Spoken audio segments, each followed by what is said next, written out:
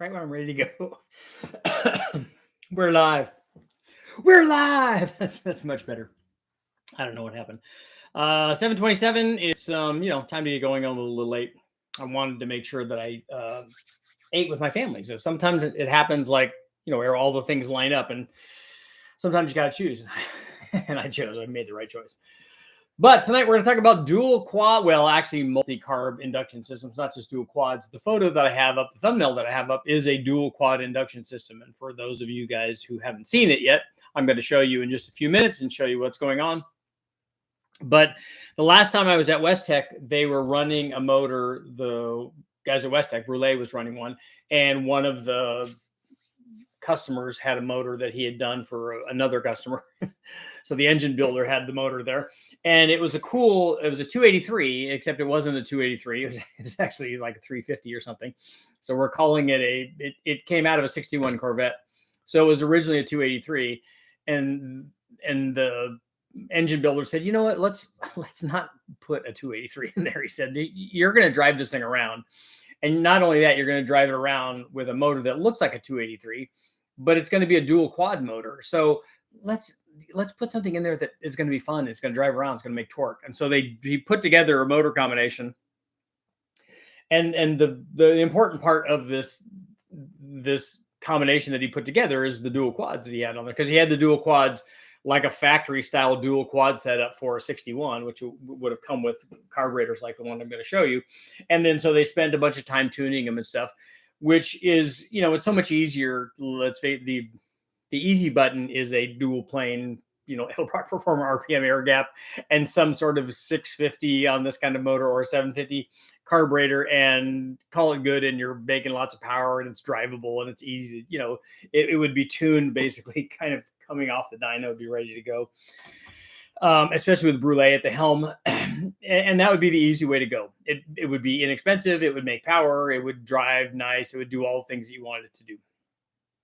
But so here's my question for tonight. This won't be the poll, but we will have a poll. Is why do we love dual quad induction systems? And I put this in the description that not just dual quad stuff, but multi carburetor. So like, dual quads, a 6-pack, Weber's, whatever the combination is, the 5 carburetor thing that we showed in a previous live feed, all of that stuff, 6 deuces, whatever kind of thing you have that's really, really cool. Why do we love that so much? Dual quad, fuel injected, whatever. It's all, and I have to admit, I'm that too. No matter how many times we have run tri-powers or dual quads or tunnel rams, whatever they are, and no matter how many times we've run them, and no matter how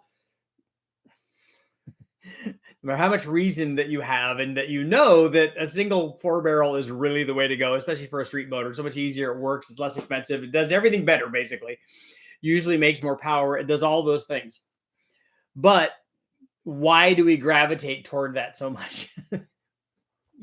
And my theory is that it's the hood opening thing. When you have a cool car, and people come over, whether you're at a car show or Cars and Coffee, or even just at the gas station. I know that anymore, people don't come over, like people don't lift pop the hood at the gas station.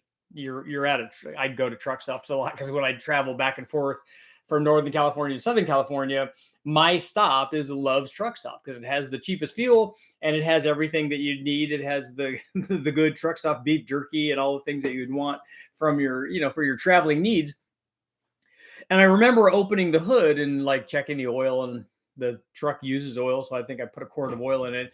And I remember the looks I was getting from people. They're like, what? Those things open up? What is that? And before it was part of like, maintaining your deal. And on new cars that are, basically like toasters, nobody does any of that. So, but if you're the kind of guy that when you open the hood and you want people to come over, or that if people are there when you open the hood, you want them to go, oh, dude, that's really cool. That's really nice. That's awesome. Oh, it looks great. It's all clean. It's all minty fresh, whatever it is. You want them to say that. And the reality is that they're much more likely to say that if you have a dual 4-barrel manifold on there and two 4-barrels than you would if they came over and said, oh, great, he has a small block with an RPM air gap and a Holley 750. They might come over and say, oh yeah, that's clean. It's got like chrome valve covers or whatever, and it's all painted orange. That looks good. That's all fine. If it was an actual original DZ302 or L76 or something like that, they might come over and go, oh, that's all original. That's really, really nice. Or if it's a big block, that's really, really nice because it's not a small block. But you want them to say wow, and nothing says wow, I think, better than some sort of exotic induction system. It's like popping the hood on an LS swap, and that's good, but there are different levels of an LS swap. If you have an LS swap and you still have a truck manifold, again, the truck manifold is the dual plane and single 4-barrel of the LS world, because we know that it goes in there, it came with it, it's inexpensive, it works, it makes good power, it does all the things that you'd want it to do, but it's ugly and nobody wants to look at it, even though it works really well. And it's all but free because you get it with the motor that you got from the wrecking yard. But we want to see a shiny aluminum intake manifold, one of these polished fabricated ones, even though we know they don't work as well, but everybody wants to look at that. Same kind of thing going on here. So you want it to, you want it to have eyeball, you want it to have like a visual appeal, and dual quad stuff certainly has that. So I have a video that I took a bunch of video of this particular dual quad, and I'll show you let's see if I can't get a picture of this. Let's see here. I can bring this up. Oh, and that's going to be in our downloads. So we'll get that. We'll copy that. Paste.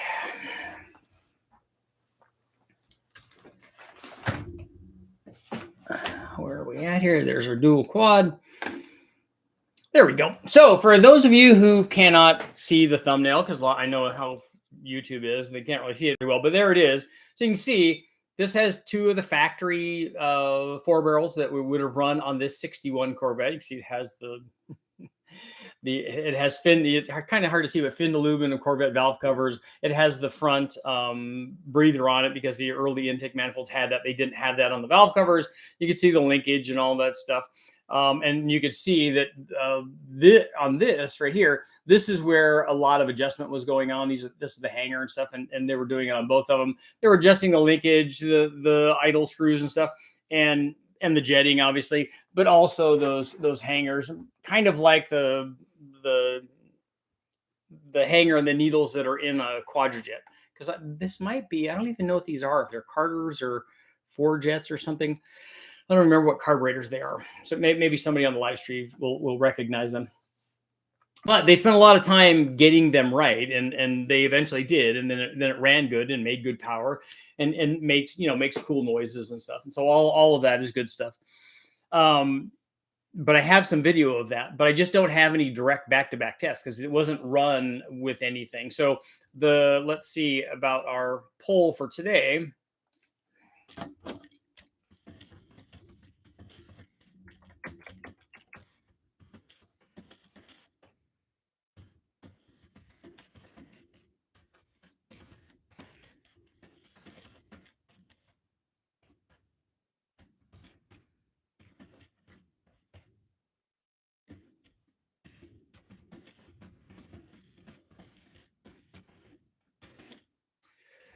Okay.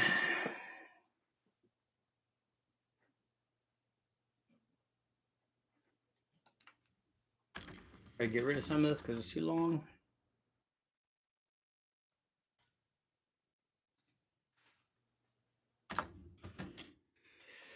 Okay, do you want to see a video of the adjustments made to the dual? I guess spelled that properly.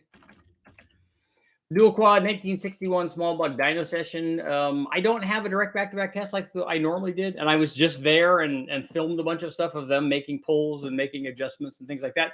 Do you guys want to see that video? If you can, I could put something together. It won't be like the other ones that I typically do, but it is a day at the dyno, which is kind of what I was going to call it anyways.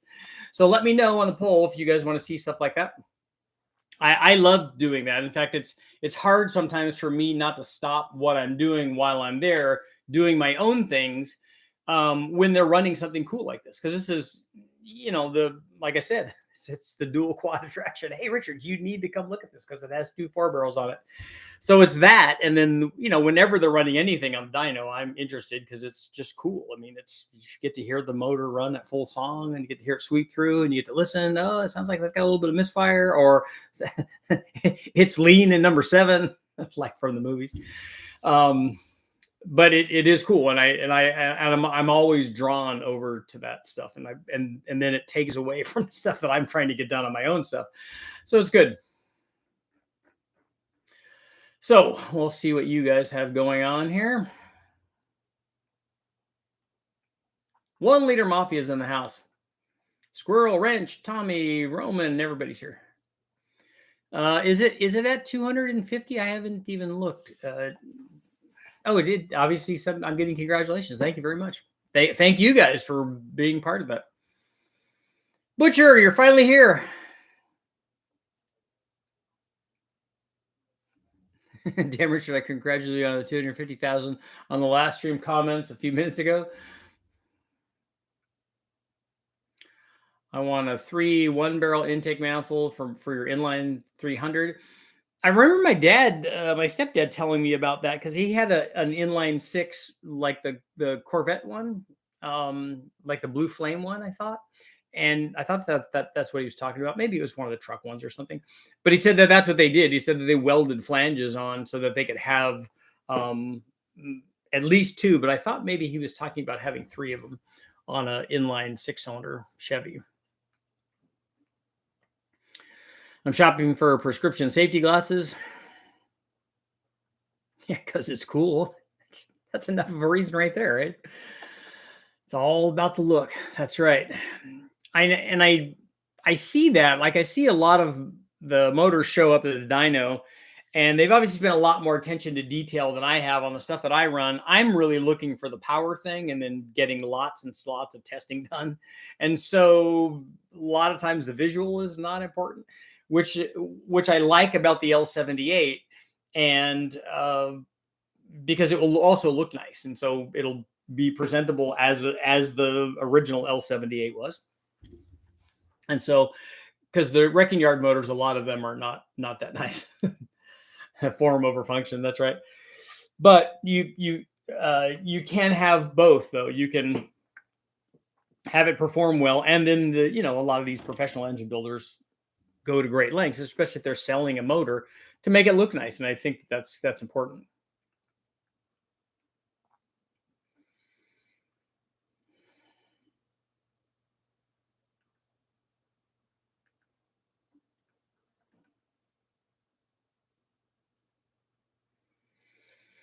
Tim, you're going to pull a spark plug wire and have a better sounding camel at the gas station. That's right. CUDA 6-pack. Yeah, that is really cool.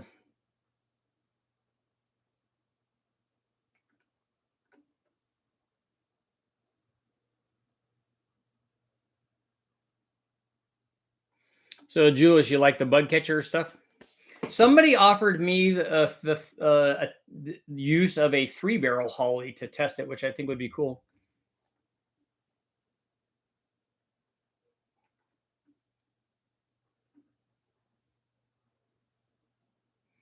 Put my father's bowling trophy figurine on the hood of my Beetle when I was in high school. Not the marble, just the fake gold plastic guy throwing the bowling ball. That's perfect. That's very Rolls Royce of you.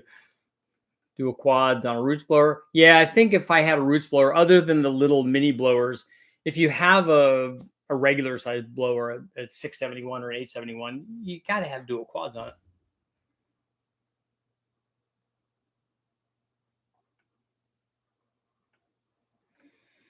Partial to multi-carb setups because that's what I grew up doing. Plus the Crossfire 84 Vet motor.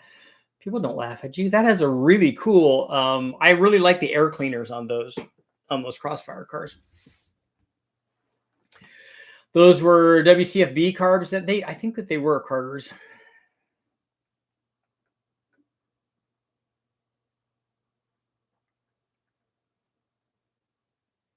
I've always preferred the responsiveness of side draft FUs and Weber carburetors. Those are nice on inline motors. Those work good.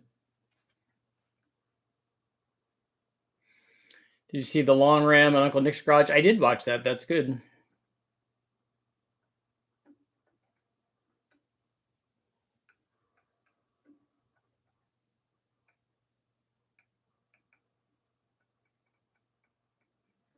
Marvin, I did get the email that you sent. Thank you. I'll respond and let you know what's going on.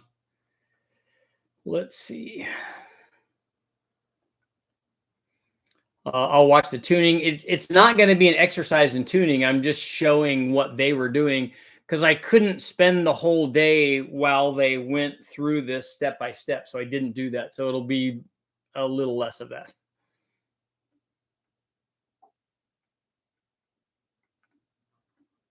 3 SUs on a Jag. I almost bought a Jag, and the one more reason why I love my wife so much is we were watching a movie the other night. I think it was the Diplomat, and it's a series, but the Prime Minister was driving a red XKE. She's like, "Ooh, that car's really nice." I'm like, yeah, it is British, and it might break down a lot, but it's really one of the nicest cars ever. How do you think an RPM dual quad would compare to a tunnel ram? It's not going to compare to a tunnel ram. Freiberger did that test. I've done a test where we compared the single, an RPM air gap to the dual quad version of that with Edelbrock cells. And I think I have that video up where we compared those two. And I was actually fairly surprised. I was pleasantly surprised about how well the dual quad manifold did compared to an air gap. Because quite honestly, that's a pretty hard one to beat.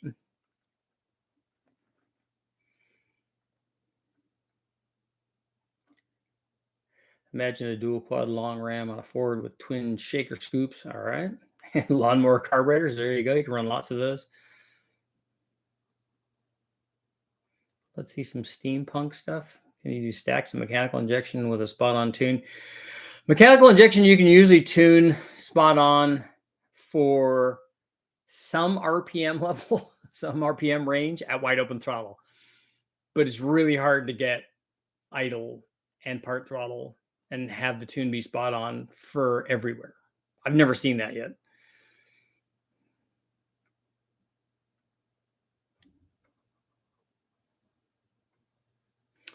I'd much rather see a dual quad versus a single quad numbers because I bet it's at least a 50 horsepower difference. So you think that the single quad is going to make 50 horsepower more than a dual quad? Because it's probably not going to go the other way as much as we would want it to.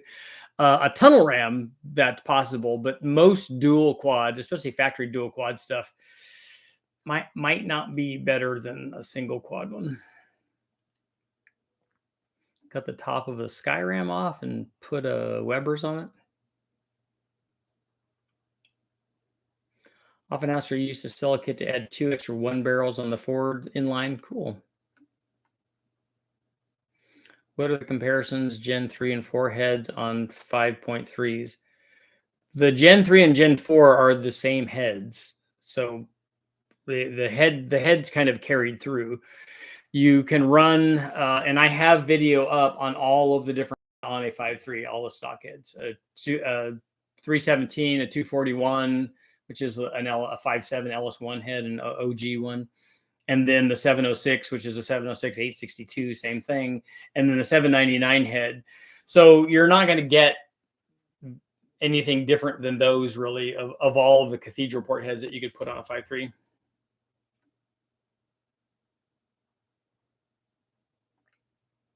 Sean, you're doing a 24X swap on to get rid of the OptiSpark. That's good.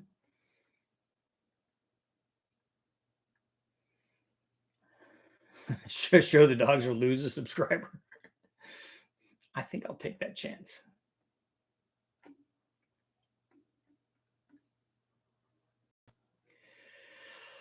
Cadillac 512 pack.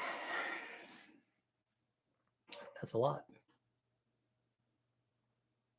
So it was three. It had 3 4-barrels on it. Admiral, I did see the long ram deal, the Sonic Ram, right, on the Dodge.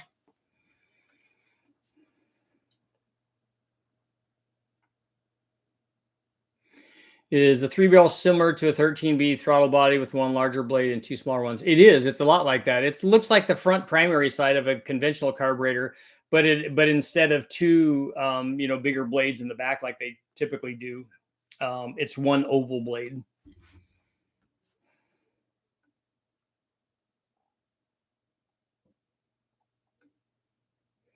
What about mechanical fuel injection versus multiple carburetors? That's going to be more of an intake comparison between the different things, because a lot of times mechanical fuel injection, where I've seen it applied the most, would be a stack injection. So it would be the like Crowder or Hilborn, those kind of stacks. Crowder, Hilborn, who else did those? Like the old Can-Am stuff. They ran mechanical injection on those. But multiple carburetors, it wouldn't be a carburetor versus mechanical fuel injection. It'd be the intake manifold would be the big difference.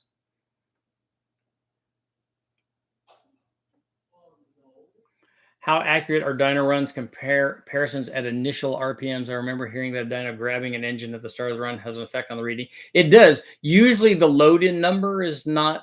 The load-in number is accurate if you let it stabilize and you do it the same every time. Then if you see a difference, there's a difference. But I don't use that number as absolute. What you would do if you want a 3,000 RPM number is do the load at 2,500 or 26 or 2,700 and let it run through that RPM range. I think you get a better reading doing that. Is there anything done with 3 2G carbs on a 671? I've never seen that kind of flange, like that sort of carb flange on top of a 671, but it would be pretty easy to do. It wouldn't be a hard thing to, because it's just 2 4150s and then a 2G in the middle. Or if you want to run quadrajets, whatever, I'm not judging, whatever you want to run there, it's fine. Rochester fuel injection, that's another good one. The guys at West Tech have that motor. It's already been run in carbureted form, and they were working on the fuel injection to run it because he has a numbers matching a Fuelie 283 Corvette. Isn't there a company making Restomod Jags? They're crazy nice. That would be cool. I had signed the paperwork and everything. I bought an XKE, an E-Type. Convertible, red, black leather, stick.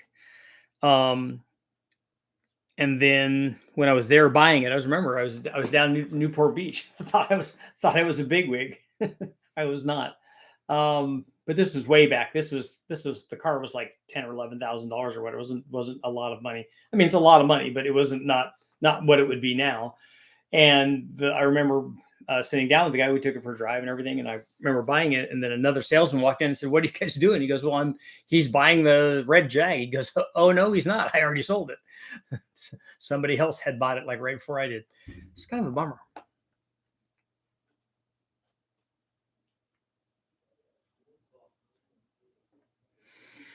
Did they tune with AFB or Holley type carbs? I showed the carburetors that they were their Carters that were on the dual quad motor that they ran at West Tech.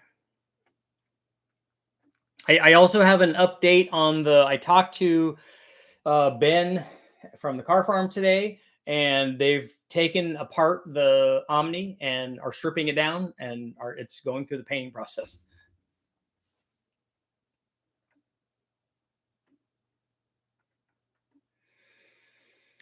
Any chance of a tunnel ram shootout, but video testing different manufacturers gear like the LS intake you did? Julius, what motor would you want to see that on? Like what engine family would you want to see tunnel ram testing? The problem is there's not going to be a lot of different tunnel rams for any one engine family. There's sometimes a couple, like for small block Chevys, there's a couple, unless we go back and look at old school ones, which I think Freiberger did that. I think that they did that on Engine Masters, because I think he had a bunch of old ones sitting around.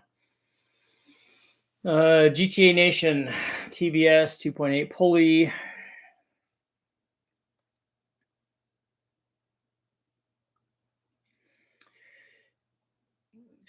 So you have all those things on your 5.3 with a blower on it. Should I go trick flow or monster? I don't know anything about the monster heads.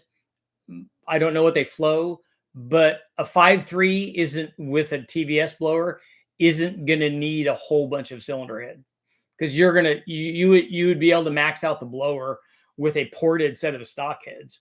So I don't know that I'd spend a whole bunch of money on that trying to get extra power when the thing that's limiting your power production is not the cylinder head. It's definitely the supercharger.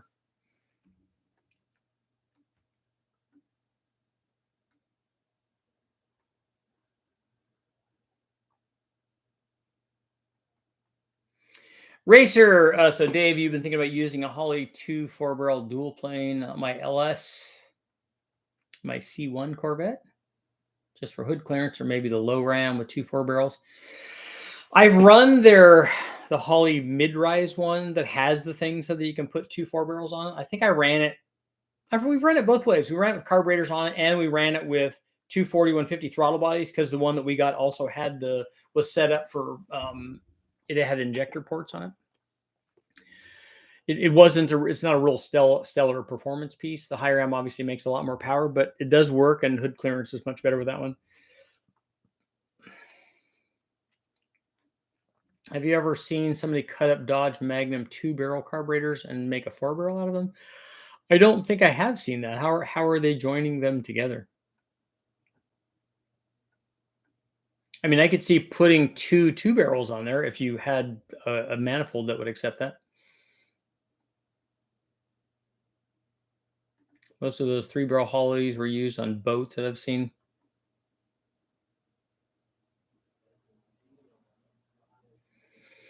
Touch on split dominators, gains or losses. I don't know if I've tested. Well, I know I haven't. I haven't tested a tunnel ram with 2 dominators and then split dominators on them to get the dominator openings closer to maybe to the entry of the runners.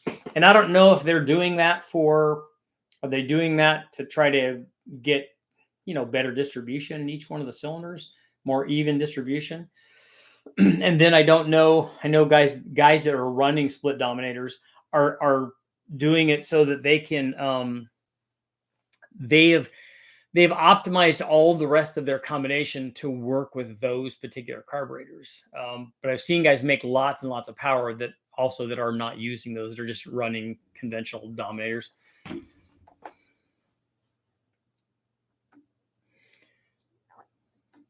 Who remembers cars with a Holley 3-barrel? Was the 3-barrel ever even a factory carburetor on anything? Yeah, Bill. So you drive your classic stuff to work and you check the oil and belts and stuff. People always ask you if you need a ride, because that's the thing. People are not used to seeing that at all.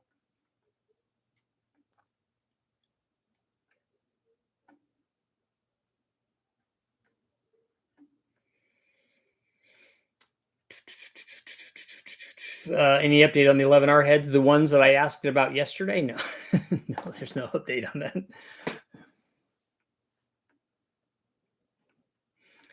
I love learning more about how to tune carburetors. It's one of the many things I'm not amazing at. One of the many things I'm not amazing at.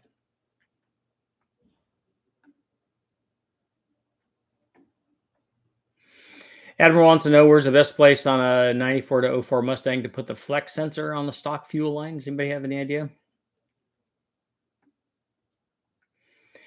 My dad had a flathead that would catch rubber in all 4 gears.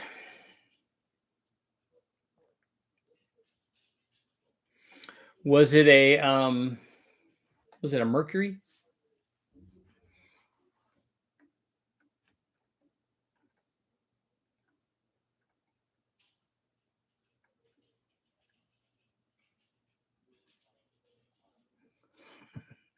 Same thing happened to you when you tried to buy an Enzo. Enzos were never cheap. At least the Jaguar was cheap. Probably a small block Chevy mate would be easiest. Just to be interesting. Yeah, have the data on tunnel rams. I'll see if Freiberg's run a bunch of those tests. He doesn't mind if I take the data and take a look at it. Can you make more than 200 horsepower with mods on a stock 305? We've done almost 400. So yeah, you can make a lot more than that on a 305.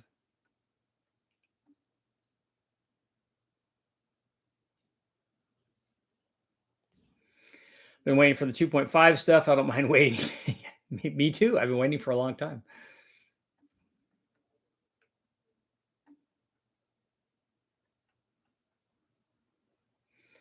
What can would you recommend for me? I have a 4.8. What are you trying to do? Is it a race thing? Is it a street thing? Or you want a stock converter? All of that stuff comes into play when you're trying to pick a cam. Getaway. So you have a 4.8 with a carb and you want to run a blow through turbo. I would run a dedicated blow through carburetor. We run the CSU stuff a lot, but I think Quick Fuel also has that. So they may have a dedicated blow through carb. And I'd run a dual plane intake manifold.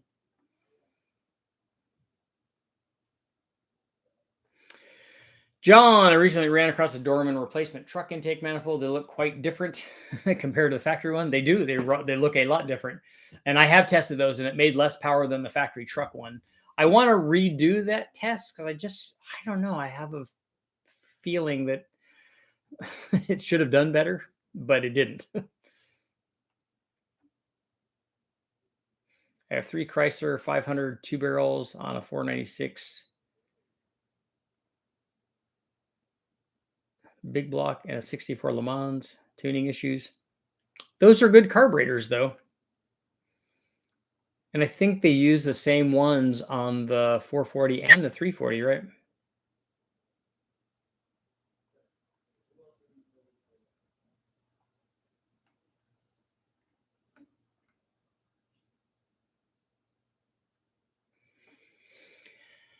Commercial popped in. I was going to ask you guys about that. I clicked on something that said mid,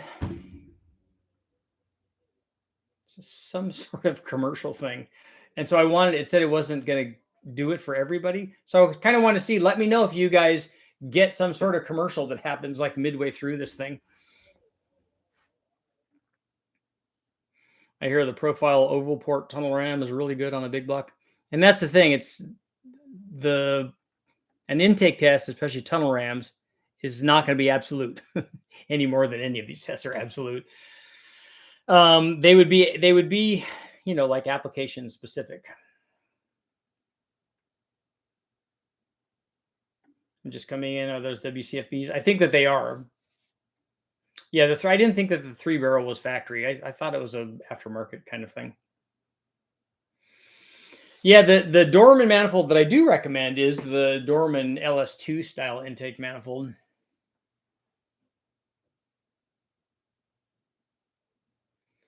Quick fuel blow through 85. Do they have E85 blow through carbs? Because that would be awesome.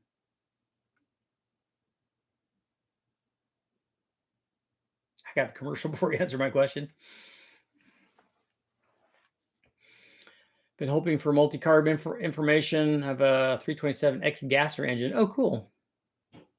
4 2 barrels or 2 4 barrels? 4-speed, also building an Olds rocket with 6 2s. Nice.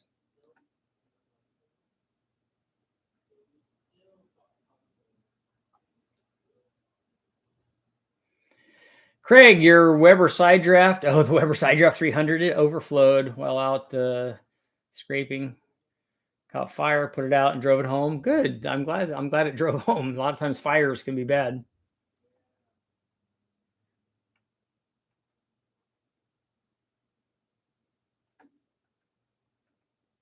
Dean, you want the commercial?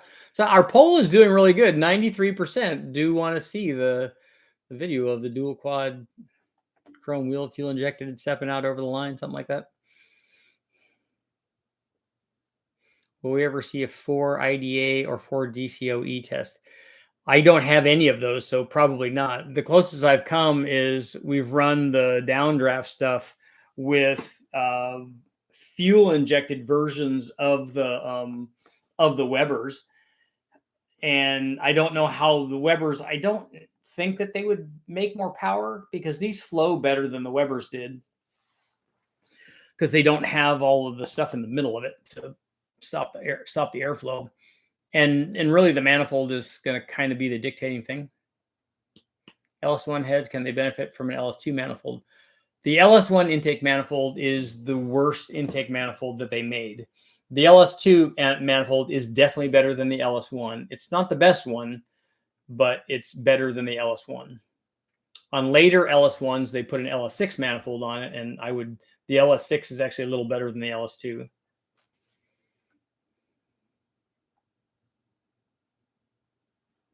What would your ideal pre-65 multi-carb engine setup? I don't know. I like so many of them.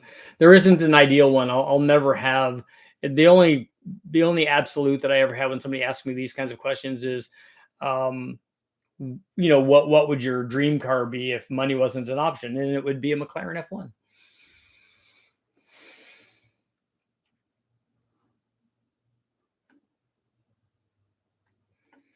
I've seen 3 4-barrel setups atop a 10 or 1271.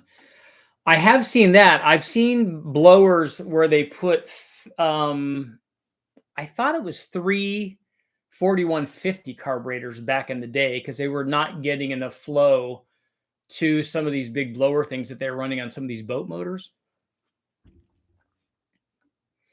And maybe they were running maybe some of them were running 3 Dominators,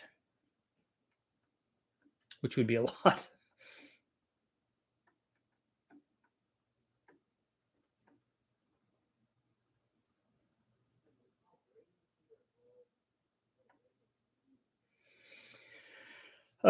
Jewish, yeah. All the rules still apply. They have on some of the small block stuff, like the Wyand tunnel ram is definitely different than the Edelbrock tunnel ram for the small blocks. They're definitely difference in runner length and stuff, and they definitely make power at different spots. My point is that, like, when we ran the intake manifold for the LS, there may have been 15 intake manifolds or something or more that we could have possibly tested, like on the Cathedral stuff. But there isn't going to be anywhere near that many tunnel rams. There might be a handful of them.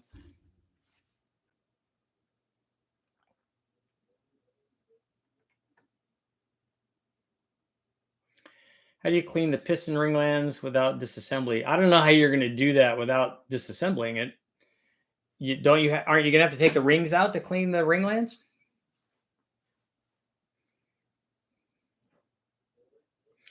When a cam manufacturer gives you basic RPM ranges, is there real science to that, or just advertising? It's not an absolute, is what I'll tell you. They have it gives you a rough idea of where it will be.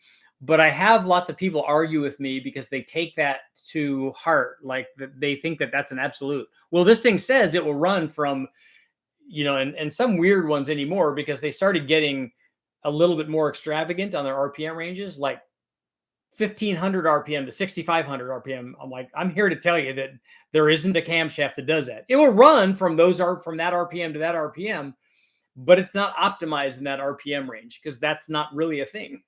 If you have a 240 at 50 camshaft, it will still run at 1600 RPM. It's going to be pretty soft there. It's going to be a lot better at 6500 RPM. But the guy was like, no, it says it right there. I'm like, okay, well, you're right. You now get to pick the camshaft that you want, because you're obviously not going to listen to somebody who's tested a lot of these. He wanted it to be a thing, and so I just let him have it be a thing.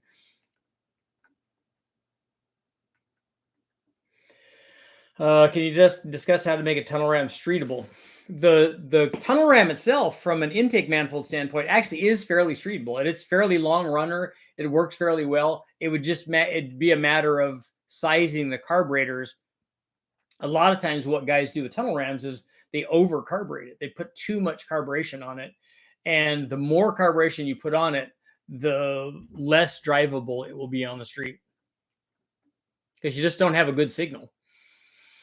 And also maybe making them, if you could, depending on how you have your linkage set up, you would have it be just opening the primaries for drivability.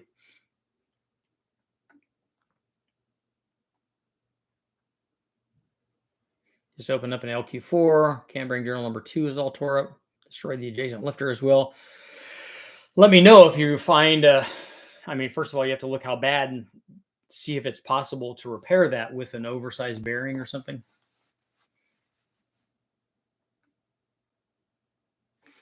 Trailblazer is the best affordable intake for a boosted Gen 3 5.3. My point would be that you don't need a Trailblazer for a boosted 5.3.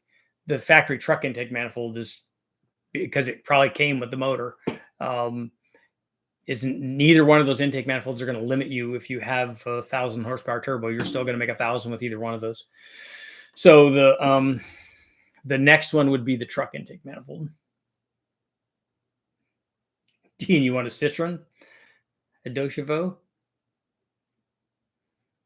And we make a multi-carb setup for a Gen 2 302 build?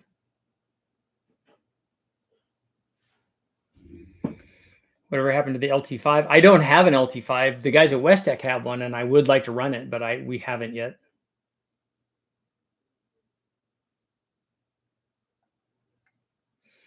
I've already seen people selling motors from wrecked Corvettes. Like, you mean like a new one? Yeah, that's not in my price range. From what I've seen, many of the multi-carb intakes makes less power than a single carb, except for tunnel rams. Yeah, that's normally the case. I don't know that I've seen a dual quad setup make more than a single quad, although Sanchez was telling me about one test that he did on a Ford where that happened.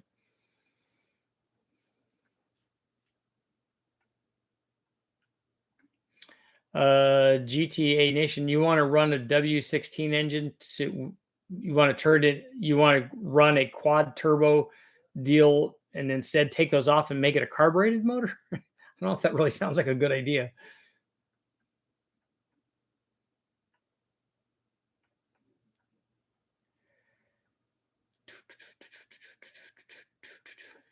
Dual carbs, yeah, I get it. That's funny.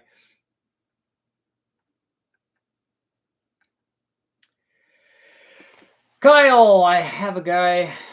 I know a guy. I know a guy. Is this a falling off the truck story?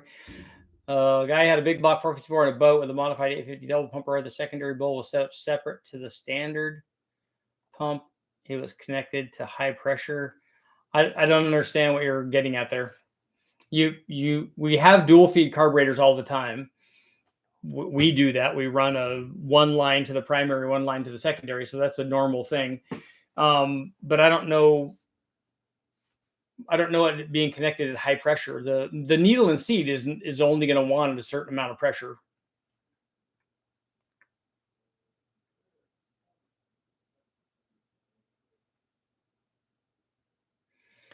From what I've seen, many of the multi-carb intakes make less power. Yeah, we went through that.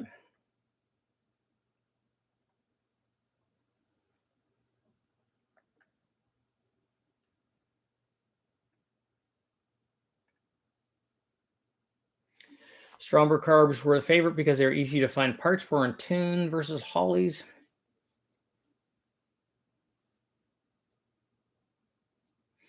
Have Lanati advertise idle to 4,000 and revs to 6,000. Well, that's the other thing. That's the other end of the spectrum, Jody, is that the motor will rev up there, but when they're giving you an RPM range, they're giving you an RPM range where it's going to be done making power.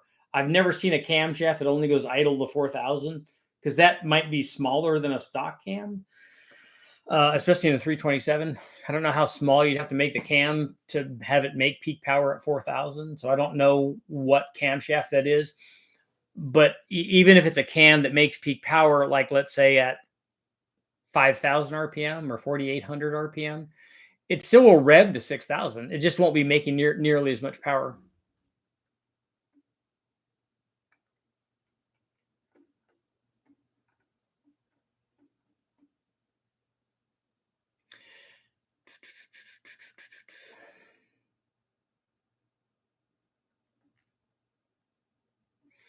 If you're shooting for 1,000 horsepower, it would seem that you'd want to get a better intake than the truck or the Trailblazer. It doesn't matter. It would make no difference at all. I mean, it would make a difference in that you could, if you were making more NA power, you might be able to make the power at a little bit lower boost level.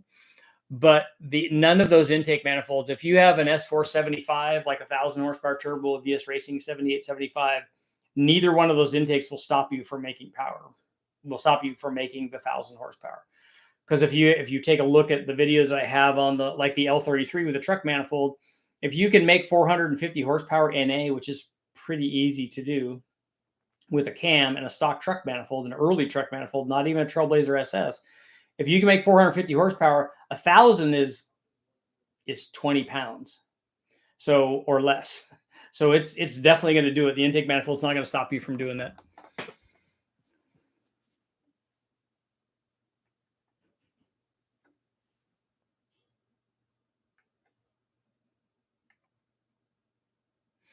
I'm here after seeing Jack Stand Jimmy throw some quads on his white trash burnout truck.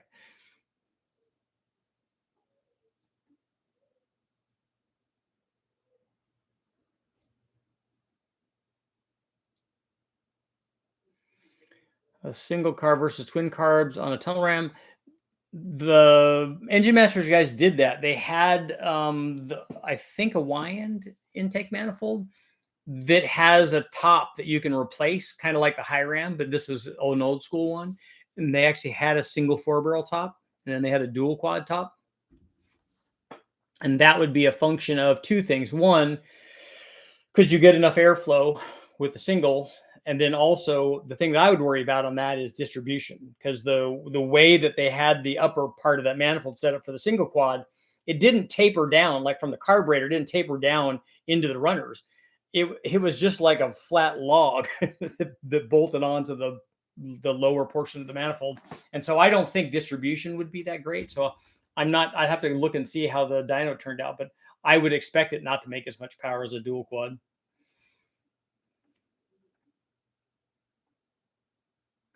Thinking on going tunnel ram my 5.3. So you're gonna do it carbureted?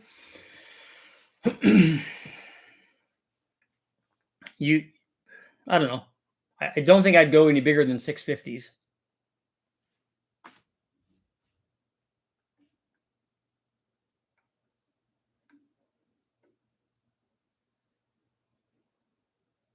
Are the major differences between a Marine 302 and one out of a SN95? I don't know what they do to marinize it. Usually they have a lot of times the Marine motors will have different springs and a different camshaft. And usually they make more power than the car ones do. But I don't know about whether they had forged internals or any of that. I don't think that they did.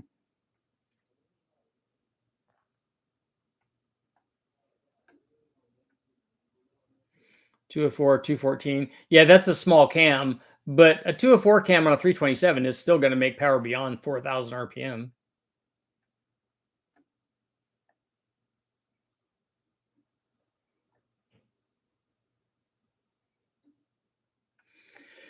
Tim, I don't know anybody that has all of that data online for all of those heads. And I don't know anybody that's done any testing like flow testing. And maybe Eric Weingartner might have some of that information, but I don't know anybody that's done any dyno testing on it.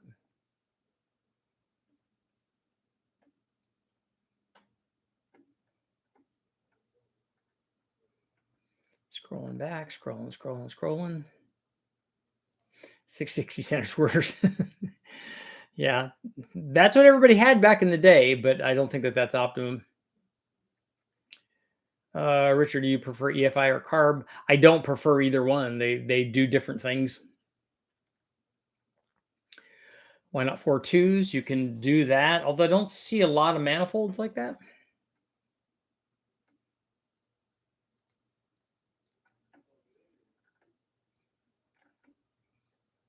Richard, do you remember what the test was? You used the Ford E303 cam. The test for what? I don't remember. I don't know what you're asking there.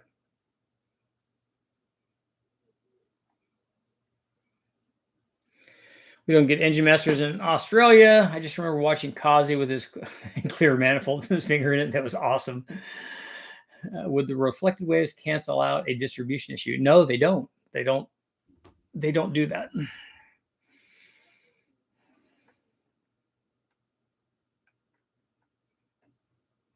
That was cool though. That's a really good illustration of reflected waves because a lot of guys have a hard time visualizing it. Think it'd be a good idea to V10 swap my 5.4. I think I would be more apt to just put boost on the 5.4. It probably would be easier and less expensive ultimately.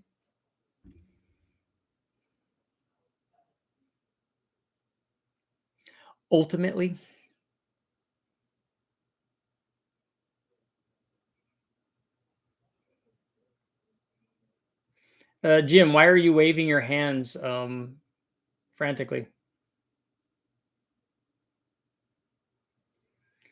I agree that the advertised RPM on Camshaft magazine isn't absolute, like you said.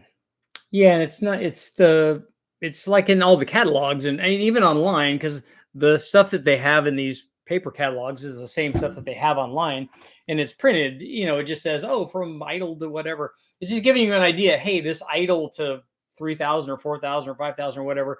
That just means that it's a mild cam. And if it's 3,500 to 8,500, that's not a mild cam. That's a something different kind of cam. Richard, did you ever like watching Pinks or Pastime? Yeah, Pastime. I was kind of the only time I really wanted to watch this. My buddy Jimmy was going to be on it. They were going to be on it with the NSX that ended up breaking because they were prepping it for Pastime. But I did like Pinks. I watched that a lot. And I met Rich. I met Rich at the SEMA show one time. And my buddy Bernie and I met him before Pinks even happened. He was trying to promote it to get the show off the ground. He said, "Hey, would you guys watch a show where it does this and this?" We're like, "Dude, that sounds like a good idea." Because we're more, Bernie and I were more of a road racing kind of background. But we knew that that's not, the market is definitely drag racing. Didn't Shelby do V10 and a Durango? Well, an F1, well, they wouldn't have done it in an F-150, but they put the V10 in. They did put the V10 in trucks. I like when Formula One was on speed. That's when Lisa and I used to watch it. I haven't watched a Formula One race in a long time. I don't even know what motors they're running or any of it.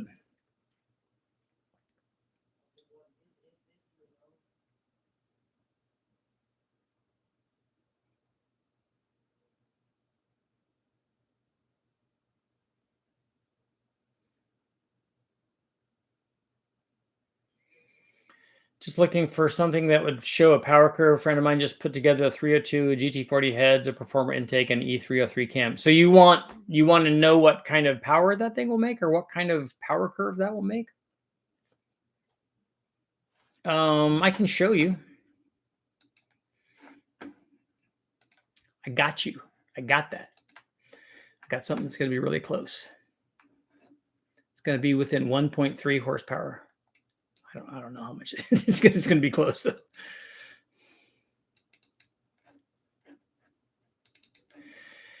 And here we go.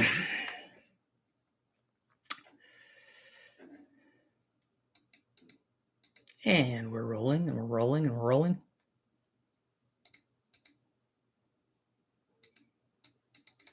So head test number 1. Here we go.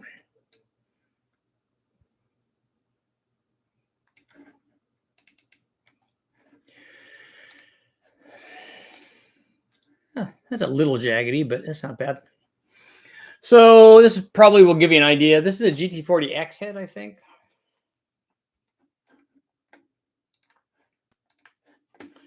So this is a 650 Demon RPM air gap, a 264 comp cam, probably fairly comparable to the cam that you're talking about. It's a dual plane, mild cam, 350. It might be a little lower than this if it's a GT40 iron head or a P head. Might be a little less than that, but somewhere in that range.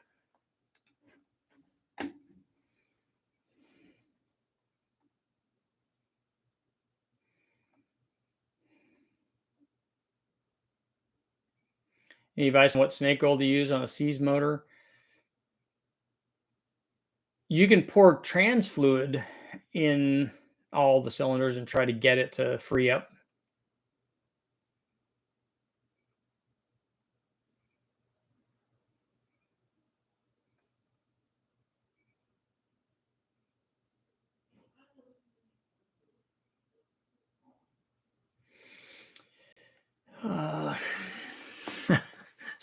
Some of these questions I wish that I could answer, but alas, I cannot. But I can go to live chat though. 92% still saying yes.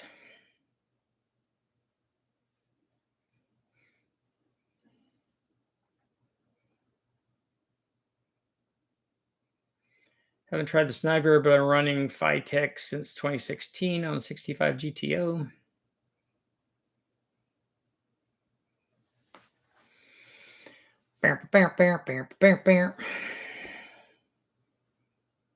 Everybody keeps telling me to L swap my F-150. I want to keep it forward. Put a Junkyard 351 in there, man.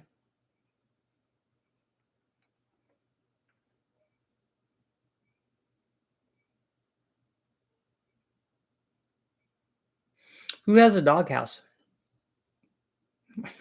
My dogs won't sleep outside. They won't sleep in a house. They're sleeping on the bed right now. You have a dual quad Phytech for the latest build? Yeah. Do you have good luck with those 4-barrel throttle body things? I have not. And I've been telling people not to get them, to put carburetors on them. Although Ish swears that he's now tuned a few of them on the chassis dyno, and it's worked out okay. PB Blaster, we've used that at West Tech before. I think transmission fluid would be better if you're going to just let it sit for a long time. I don't know how much of the PB Blaster you have to put in there, but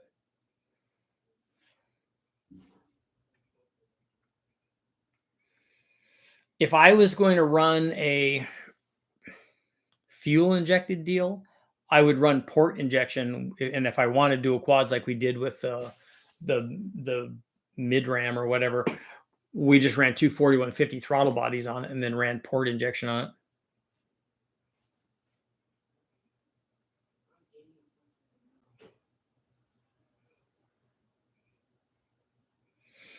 Julius, I'm gonna start looking into a trip over the US. Where are you at?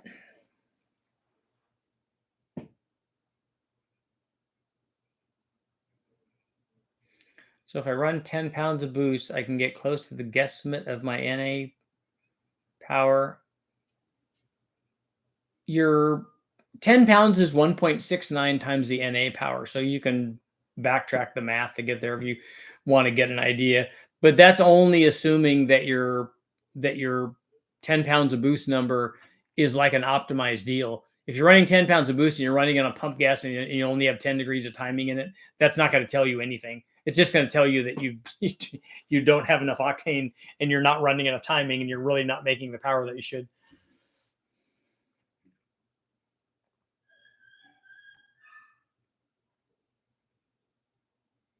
What was that? That's one of the dogs whimpering.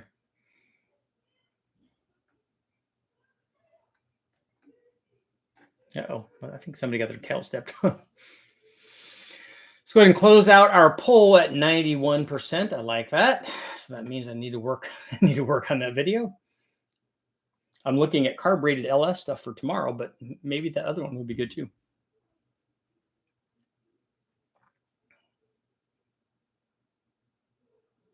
Can't Dyno because the truck has mud tires and local Dyno doesn't allow mud tires on the rollers. You don't have other tires that you can put on there? Big Billy, what's up? We see that a lot. We get sand rails and other weird stuff. We guys at West Tech do get all sorts of weird stuff that comes in there with, tires that they want to use that are not the regular tires.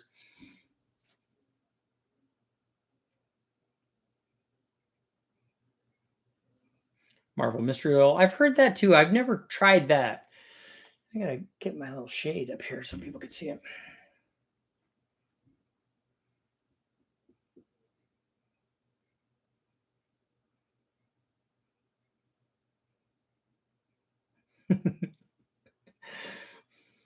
Yeah, Julius, I knew what you're talking about. I know what you're talking about. I'm excited that the Omni is getting painted. That the Omni is getting painted. I'm excited that the Trophy 4-cylinder is done. I'm excited that I have somebody offered me some ported heads or upgraded heads for the 8.1. And then I can run the dart. I can also try the dart manifold on there and do a back-to-back test on that and see what's going on with that. The guys at Elgin are sending some stuff out. And I got a call today from the L78 head. So those might be, I don't know, ready-ish. So we'll see. And the Florida trip, I talked to Brian Tooley. I'm trying to drag him into going down and, traipsing through the swamps with me.